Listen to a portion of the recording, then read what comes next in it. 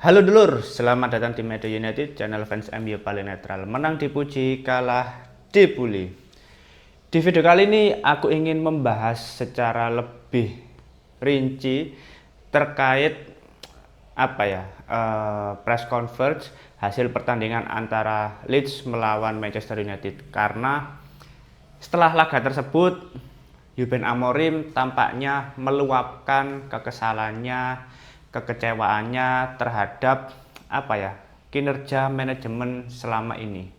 Dalam kurun sekitar 1 tahun terakhir lah ketika Amorim menjadi pelatih, sepertinya dia merasa ada ketidakpuasan dan kurangnya ada sinergitas antara pelatih dan juga manajemen klub.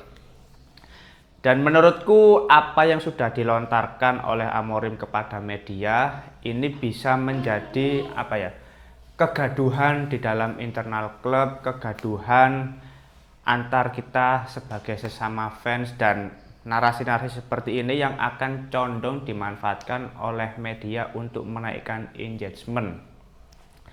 Dan menurutku ini bukan hal yang baik ya teman-teman. Jadi mari kita lihat beberapa poin yang ingin disampaikan oleh Amorim dan apa maksud yang ada di baliknya, lalu bagaimana dampaknya terhadap Manchester United ke depannya.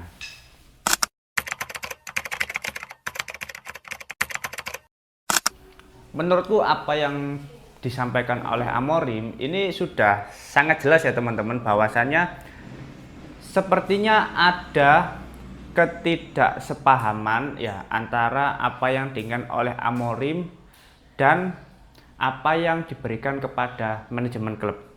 Di sini sudah terlihat sangat jelas bahwasanya Amorim mau datang ke Manchester United sebagai seorang manajer, bukan sebagai pelatih kepala. Yang mana ini adalah dua hal yang berbeda.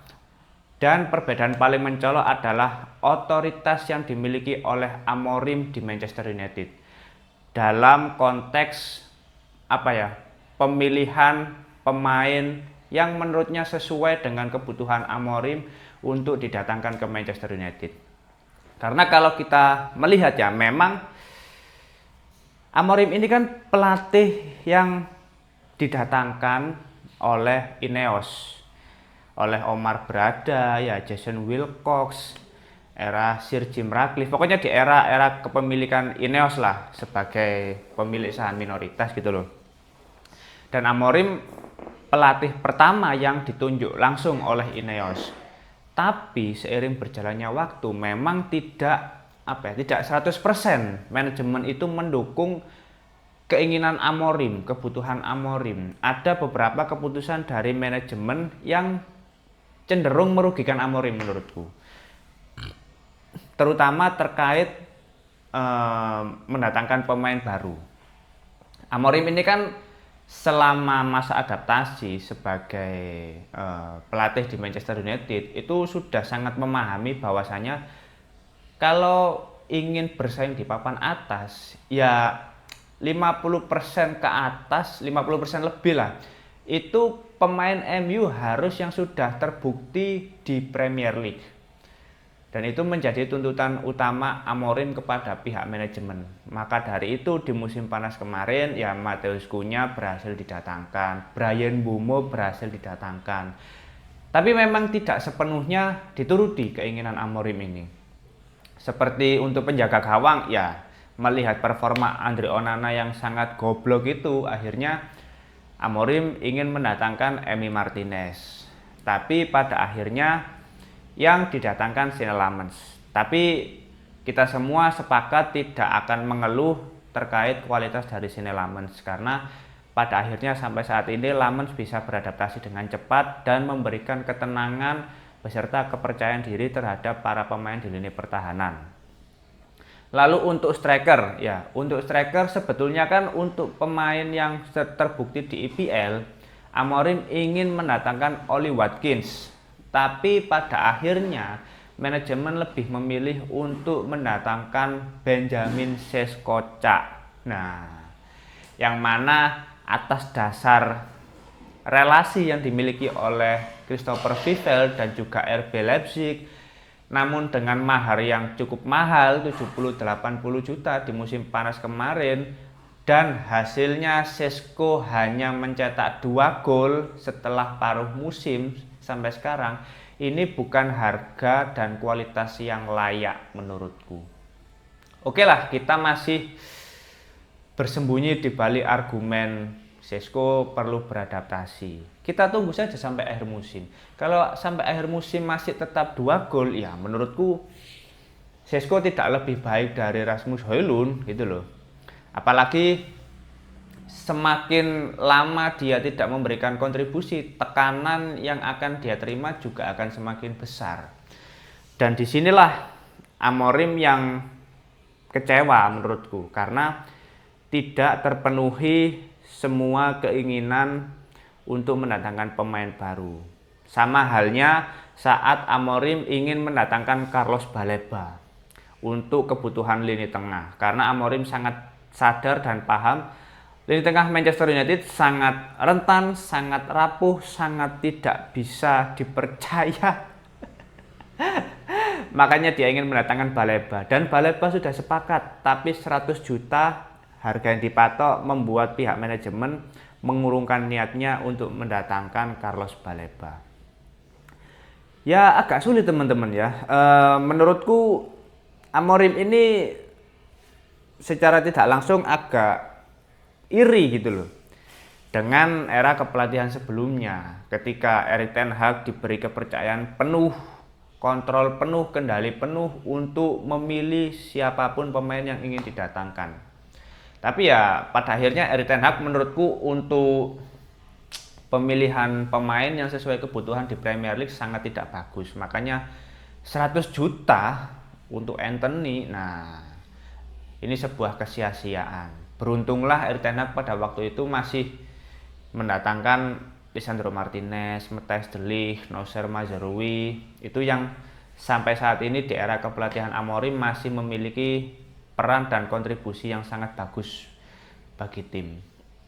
Tapi di sini poin yang ingin disampaikan adalah Amorim tidak menyerah dengan pekerjaannya, karena dia memiliki kontrak sekitar 18 bulan atau 1,5 tahun, dan selama itu juga dia tidak akan mengundurkan diri sebagai pelatih, dan yang paling digarisbawahi adalah peran dia sebagai manajer, bukan pelatih kepala. Nah, statement seperti ini yang menurutku semakin memperparah keadaan. Karena apa? Karena sekarang bursa transfer Januari sedang dibuka, dan sampai saat ini belum ada pemain baru yang didatangkan. Sedangkan Amorim sudah menunjukkan kekesalannya, meluapkan emosinya kepada media yang secara tidak langsung itu menampar internal manajemen klub. Nah, ini yang menarik untuk kita saksikan bersama ke depannya seperti apa. Dan sekarang kita lanjut ke statement berikutnya.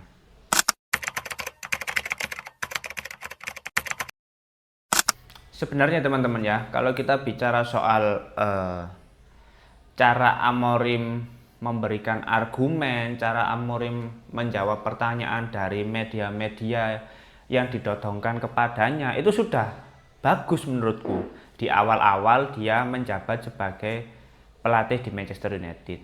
Tapi pada akhirnya seiring berjalannya waktu, ketika hasil tidak sesuai ekspektasi, tentu tekanan akan semakin besar, dan Amorim ini secara perlahan terkadang tidak selalu ya, tapi terkadang omongannya itu agak ngelambiar dan cenderung menjatuhkan gitu loh, entah ke pemain, entah ke manajemen. Ya memang tegas, aku suka ketegasan. Kita semua pasti sudah lama sekali tidak memiliki pelatih yang sangat tegas. Tapi kalau yang dimusuhi pemilik saham, ya agak sulit teman-teman.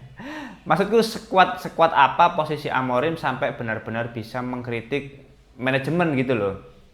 Karena sudah ada contoh baru-baru ini ya, Enzo Maresca yang mengundurkan diri dari Chelsea. Karena apa? Karena tidak ada kesepahaman dengan manajemen klub, dengan pemilik saham mayoritas yaitu F Bali, yang mana dari pembelian pemain itu tidak sesuai dengan kebutuhan pelatih. Bahkan Garnacho itu bukan keinginan Maresca. Ya, Maresca ingin mendatangkan back baru, tapi manajemen justru ingin mendatangkan pemain-pemain muda yang bisa dijual ya di beberapa tahun kemudian. Jadi prospeknya adalah cuan, bukan prestasi. Bahkan manajemen ini dituntut oleh pihak agen untuk memberi menit bermain kepada para pemainnya. Nah, akhirnya pihak manajemen menuntut Maresca untuk memberikan menit bermain kepada pemain-pemain muda yang baru didatangkan ke Chelsea.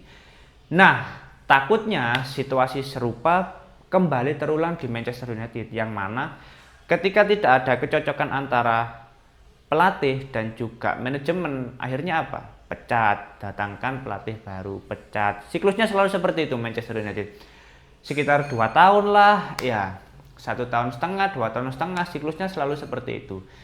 Sudah sejak lama Manchester United tidak memiliki pelatih yang bisa bertahan sampai 5 tahun. Nah, padahal kalau kita melihat seperti Arteta yang perlu membangun skuad butuh waktu sekitar 5 tahun untuk memiliki kedalaman skuad yang sangat stabil, kualitas pemain yang setara, chemistry antar pemain yang benar-benar bisa mengimplementasikan skema dari sang pelatih. Nah, itu kan butuh waktu yang sangat lama.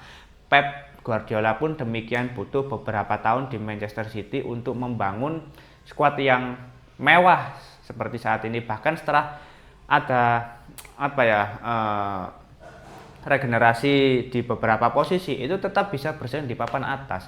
Sedangkan Manchester United ketika Amorim tidak sepenuhnya diberikan pemain sesuai kebutuhannya, ya seperti inilah. Dan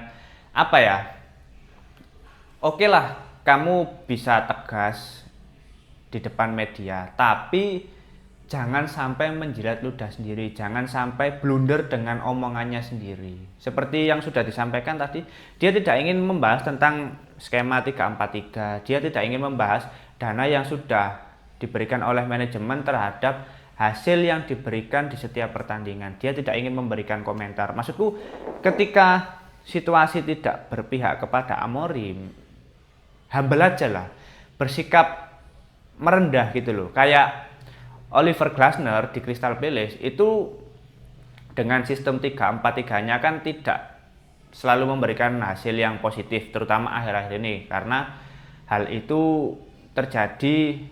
Crystal Palace ikut berkompetisi di Eropa, yang mana kedalaman skuadnya sangat terbatas, jadinya agak keteteran. Tapi ketika dia meraih hasil kekalahan, dia tidak meraih hasil sesuai dengan yang diinginkan, dia tetap merendah. Bahkan dia sering memuji tim yang sudah mengalahkan Crystal Palace. Dia tetap merendah, maksudku untuk menghindari narasi-narasi yang bisa dimanfaatkan atau bisa dibelokkan oleh media-media yang ingin menjatuhkan Manchester United. Nah, di sini kan ketika Amorim tidak bisa memberikan statement terkait dana yang sudah diberikan sekitar 250 juta, tapi masih kesulitan meraih hasil yang tidak diharapkan. Tapi tidak bisa dipungkiri, banyak pemain yang absen. Jadi serba salah. Semua permasalahan yang dihadapi Manchester United itu selalu kompleks, teman-teman. Tidak bisa diselesaikan dengan satu atau dua masalah gitu loh. Jadi kita menyelesaikan satu masalah, oke lah, mendatangkan pemain yang sesuai kebutuhan Amorim. Tapi ketika waktu sudah bergulir, ya pemain-pemain AFCON ya harus absen. Pemain utama, pemain yang menjadi pilar penting ternyata tiba-tiba cedera seperti Bruno. Terlepas ada pro kontra terkait kualitas dari Bruno Fernandes. Tapi ya sulit. Mason Mount yang ternyata sangat nyetel dengan skema Amorim juga rentan terhadap cedera. Sangat sulit gitu loh. Jadi ya hal-hal seperti ini yang semakin menimbulkan kegaduhan di luar dan di dalam internal klub. Dari para fans sudah mulai ada narasi, dari media sudah mulai menggiring opini yang semakin menjatuhkan Amorim. Di dalam internal klub aku yakin sudah ada dualisme. Bahkan Jakobsben sudah memberikan informasi juga kalau ada perselisihan antara Amorim dengan Jason Wilcox, ya Omar Berada justru lebih condong membela Jason Wilcox. Nah, ini agak heran juga. Kalau Berada selaku CEO mendukung Jason Wilcox, ya Sir Jim Ratcliffe otomatis juga mendukung Jason Wilcox gitu loh.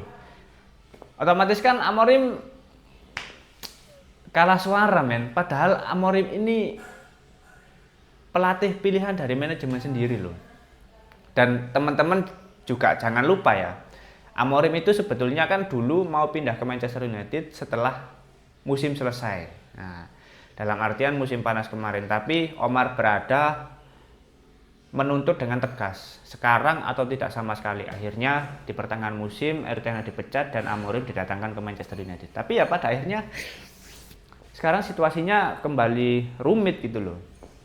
Susah. Nah, melihat situasi seperti ini ya agak disayangkan juga ya teman-teman. Aku sendiri ya sedih gitu loh.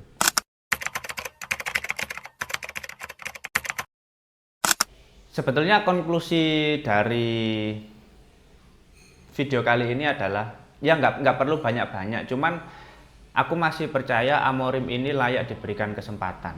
Aku masih menjadi kubu fans Manchester United yang percaya dengan Amorim selama Amorim juga bisa lebih bijak lagi dalam memberikan statement, selama manajemen juga benar-benar mampu memenuhi kebutuhan Amorim. Karena kalau aku lihat Amorim ini sudah mulai kompromi loh.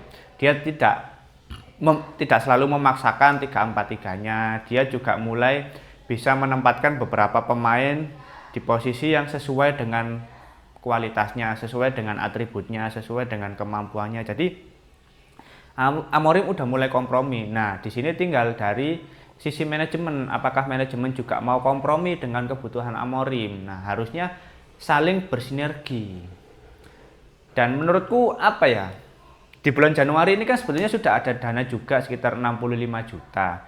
Itu kan harus segera dialokasikan untuk mendatangkan pemain baru. Karena kalau Ineos statementnya untuk menghemat uang, ya sejak musim panas kemarin, itu memang bukan salah Ineos, tapi Ineos yang dikambing hitamkan oleh pihak Glazer selaku pemilik saham mayoritas. Jadi kalau ada masalah apa-apa yang menjadi korban, yang jadi kambing hitamnya ya Ineos ini. Sama halnya Todd Boehly di Chelsea, itu kan dijadikan kambing hitam oleh Eghbali karena pemilik saham mayoritasnya kan Eghbali itu.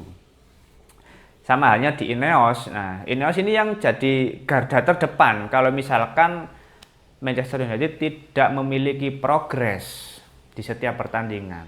Padahal ya teman-teman tahu sendiri kan, ujung dari semua masalah saat ini ya keluarga Glazer. Ya memang ini keluarga bangsat gitu loh, keluarga dajjal menurutku. Tapi kita udah capek kalau membicarakan hal itu. Maka dari itu aku masih percaya dengan kepelatihan Amorim, dan aku berharap Ineos benar-benar mensupport 100% kebutuhan dari Amorim. Jadi bukan hanya manis di awal, tapi benar-benar mau berproses dan berprogres bersama demi mencapai tujuan di tahun 2028, yang mana Manchester United ingin meraih gelar Premier League di tahun tersebut dan memperingati 150 tahun Manchester United.